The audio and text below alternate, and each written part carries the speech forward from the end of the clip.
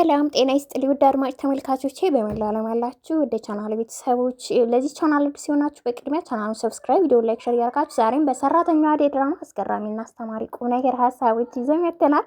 በሰራተኛዋ አደይ ድራማ ዛሬ ካየናቸው ክፍሎች ዋነኛውና ያሳዘነው የአደይ እናት ስልኳን አስቀምጣ ከቤት መጥፋቷ ነው።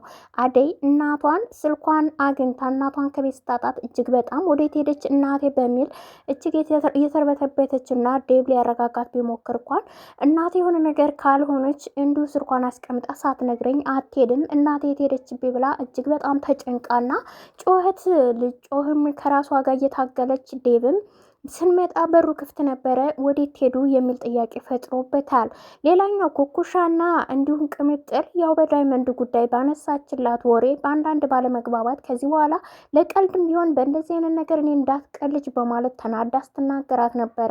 ሌላው የተመለከትነው እንግዲህ ሁለቱ ዶክተሮች ናቸው። የሊዱ የምትወደው ዶክተር የዶክተር ኢዩኤል ጓደኛ ዶክተር ሄኒ ማለት ነው። ሊዱ ዛሬ እሱን ለማግኘትና ለማውራት ከእሱ ጋር ጊዜ ማሳለፍ እንደፈለገች ሂዳ ስትነግረው እሱ ግን ከሷ ለመሸሽ በማለት አሁን ላይ ዶክተር ሄኒ የሚያፈቅረውና የወደዳት ሊያገኛት ያጠመዳት ሮማን እንደሆነ እናውቃለን። ስለዚህ አሁን ላይ ሊዱን ማግኘትም ከእሷ ጋር ጊዜ ማሳለፍም ስላልፈለገ ችላ ብሏታል። እሷ ደግሞ እየተከታተለችው ነው። ነገር ግን አሁን ስብሰባ ስለሆንክ ሂጂ ተረጅኝ፣ ማታ ግን እራት እንበላለን ቃል ገባልሻለሁ ብሎ አባብሎ ይልካታል። እንግዲህ ሊዱም እሺ ካልክ ያን ሰዓት እጠብቃለሁ በጉጉት ብላ ጉንጭን ስማው ነበረ የሄደችው። እንግዲህ ሊዱ እንደጠላትና እንዳልፈለጋት አልተረዳችም። ይልቁንስ እንዲሁ ሙጭጭ ብላበት ከእሱ ጋር መዝናናትንና ጊዜ ማሳለፍን እሷ እቅዱ አድርጋ ይዘዋለች።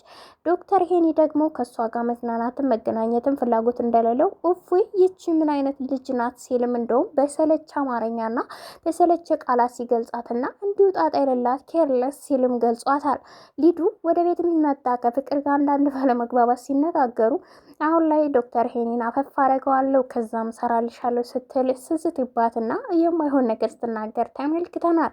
ሌላው ያየነው ደግሞ ደስ የሚለውም ሮማንና ሹ ታርቀዋል። ሮማንና ሹ በኪችን እንግዲህ በእሷ ክፍል ውስጥ ገብተው አንተ አሁን ላይ ስለ ዶክተሩን ብታወራ ማቆ ጉድ የለም፣ ሌላውንም ሰው ማንንም አትስማ፣ በሁለታችን መካከል ተመካክረን እኔ የምልህን ብቻ አድምጠኝ። ስለዚህ በሁለታችን መካከል መተማመን ካለ ማንም በማንም መሀላችን ላይ ገብቶ ጸብም ሆነ ሌላ ነገር ስራ ሊነግረን ወይም ደግሞ ልናዳምጥ አይገባም ስትል ነግረው አሹም ቢሆን እሺ ማን አለኝ ያላንቺ ሲልም እንግዲህ ብቸኝነት ሀሳቡን በነፃነት እንዲሁም ብቸኝነትን የምታጽናናው እሷ ሮማን እንደሆነች ሲነግራት ነበር። እንዲሁም በናፍቆት አቅፏት ይቅር ሲባባሉ ድንገት ሊዱ በሩን ገብታለች ማለት ነው። እዚህ ቦታ ምን እየተካሄደ ነው ስትልም ጥያቄ አቅርባባቸው ነበረ። እንግዲህ ሮማን እና አሹ በጣም ደንግጠዋል ሊዱ ስላየቻቸው ማለት ነው። ሊዱ በማትፈለገው ሰው እሷ ግን አጥምዳ ይዘዋለች። ሮማንን ደግሞ እንደማያገኛት ዳይመንድም ለሕክምና በሄደበት ሰዓት የሮማን ወንድም ከሆንክማ በደንብ ትታከማለህ ስፔሻል እያለ አንዳንድ ቀልዶችን ሲያነሳ ዶክተር ሄኒ ምንድን ነው ስለ ሮማን የሚያወራ ይሄ ሰው ሲል ዳይመንድም ተናዶበታል። በድጋሚ አስጠንቅቆትም ስለነበር ከዚህ በፊት ማለት ነው። ሌላው ዶክተር ሄኒ ዶክተር እንግዲህ ኢዩኤል ጓደኛውን በአደይና በዴቭ መካከል እኔ አልገባም፣ ስለምወዳት የእሷን ደስታ መርጣለሁ። ስለዚህ እነሱን ህይወት ለምን አበላሻለሁ? የኔን ፍቅር ላትቀበለኝ፣ ስለዚህ እኔ በሁለታቸው መሀል አልፈልግም። አንዳንድ በሽታ እንኳን ብሎም እንግዲህ በሙያውን የሚገልጽ አባባል ገልጾ እንግዲህ የኔም ቢሆን እየታመምኩ ቢሆን ፍቅሬን በውስጥ ደብቀዋለሁ። የእሷን ደስታና ሀሴት ነው የምፈልገው፣ በሁለታቸው መሀል አልገባም ባለ ሰዓት ዶክተር ሄኒ ደግሞ የምቆጣህ እኔ ወንድምህም ጓደኛም ስለሆንኩኝ አንተ እየተጎዳ ማየት አልፈልግም።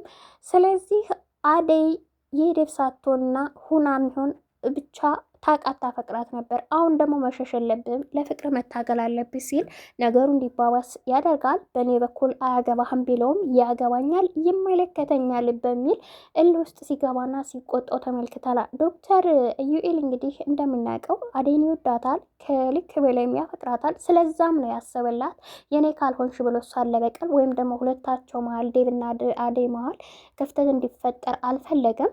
ምክንያቱም ስለሚወዳትና ስለሚያስብላት የእሷን ምቹና የሚሆናትን ሰው እሷ ከመረጠች ከሚመቻት ጋር ትሆን በሚል ነው።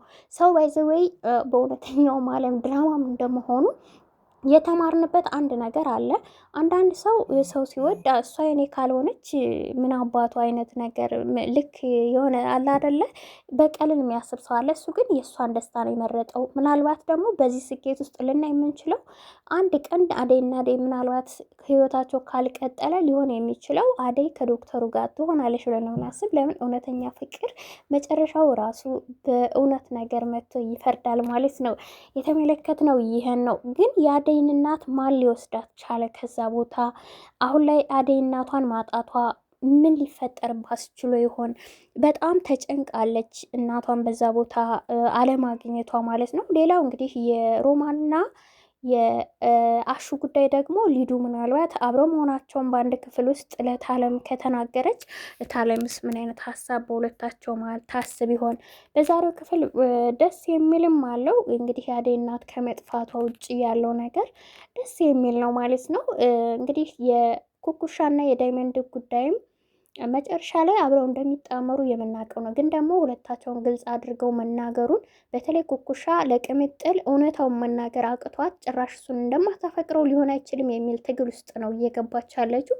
ኩኩሻ እንደ ጓደኛ ቀስ ብላ ቀርባት እንትን ልትላት ልትሞክራለች፣ ግን እሷ መናገር አልፈለገችም። ሌላው ደግሞ የተመለከት ነው የቅምጥልና የኪንጎ ጉዳይ ነው።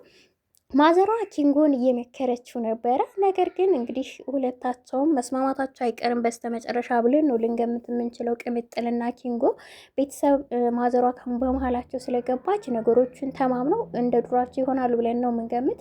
ሌላው እጅግ በጣም የሚያሳዝነውና ልብ የሚሰብረው ነገር እንግዲህ ፍቅር በሰራችው የውሸት ደብዳቤ ኤላ እንደጻፈው አድርጋ ለፍቅር ለሊ አስቀምጣ ሄደችውን ያን ደብዳቤ ባየች ሰዓት ኤላ ነው ብላም ስላሰበች እንግዲህ ብዙ ነገሮችን ተጎድታ ከዛ ገግማ የራሷን ህይወት አሁን ላይ መስርታ እየኖረች ነው። እሱም ሊያገኛት አልቻለም። ለሊም በመፈለግ በጣም ባዝኗል ብዙ። አሁን ላይም ደግሞ ለሊ እኔ ያን ሁሉ መከራ ሳልፌ ብመጣ አንቺ ግን የለሽም፣ ያ ሁሉ ፍቅራችን የት ገባ? እኔ እኮ በጣም ነበር የምወድሽ፣ ቃል ኪዳናችንስ የት ጣልሽው? እኔ መጠው ልፈልግሽ፣ አንቺ ግን የለሽም እያለ በባዶ ቤት ቁጭ ብሎ ተክዞ አዝኖ ከራሱ ጋር እያሰበ ስለ እሷ ድሪም እያረገ አሁን ላይም እንግዲህ ተመልክተነዋል። እውነት ለመናገር ኤላ እንግዲህ ፍቅር ናት ይህን ተንኮል የሰራችው፣ ማንም ሰው አያውቅም።